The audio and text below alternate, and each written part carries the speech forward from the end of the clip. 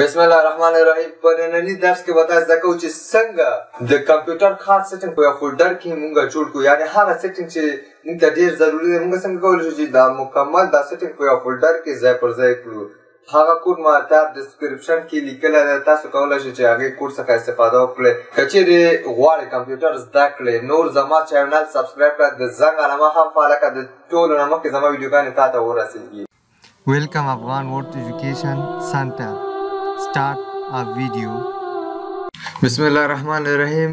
د اول قدم کې مونږ راځو نیو ته، نیو نه بعد راځو فولډر ته. فولډر کې به یو ولیکو، یعنې اول قدم مونږ سره دلته یو شو، او دوهم قدم ته راځو، بیا راځو نیو ته، نیو نه بعد راځو ټیکسټ ډاکومنټ. دا مونږ سره دوه قدمه شو. په دوه قدمه مونږ دا سټیپونه ویشو.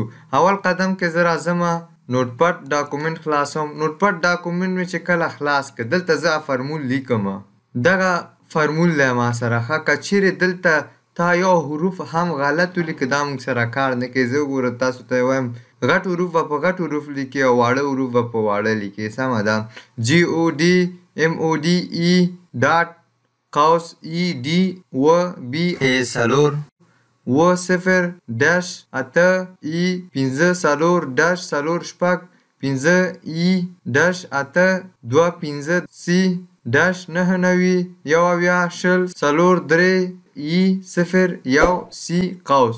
دا فرمول مو چې کله ولیکه دې نه مخکې چې زه دا فرمول صف کوم دلته ما یو ویډیو جوړه کړې ده چې څنګه کولی شو مکمل معلومات د کمپیوټر ترلاسه کړو. هغه وخت چې مثال ځان ته کمپیوټر اخلي او ملګري ته کمپیوټر اخلي موږ څنګه کولی شو چې د کمپیوټر په اړه مکمل معلومات ترلاسه کړو. که چیرې غواړې دا ویډیو هم ګورې، دې ویډیو نه بعد هغه ویډیو وګوره، د آی بټن سره تاسو ته پرېږدم. سمه ده. دې نه بعد به ته راشې فایل ته. فایل نه بعد تیار دا صف که. کله چې صف که تیار بیا هم دې په در خوري دا به کافي کې دی نه.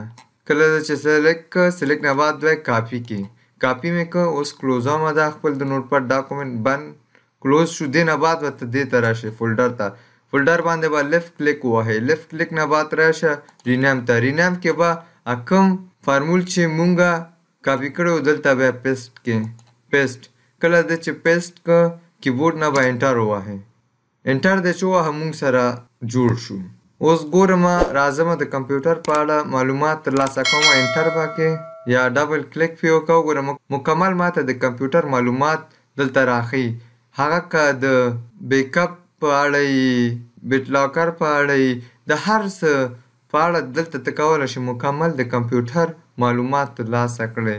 څه چې پکې غواړئ د کیبورډ د ماوس د بیټرۍ مکمل د مایکروفون همدلته مکمل معلومات فایروال کوم چې ګورې مکمل دلته د فولډر کې موږ ته د ګرافیک په شکل جمع شوي دي. په دغه اسانه طریقې باندې موږ کولی شو د کمپیوټر مکمل معلومات په یو فولډر کې جوړ کړو. که چیرې کومه پوښتنه لرئ په کمنټ کې راته ولیکئ، بیا به د بل ویډیو په اول سر کې جواب کوم.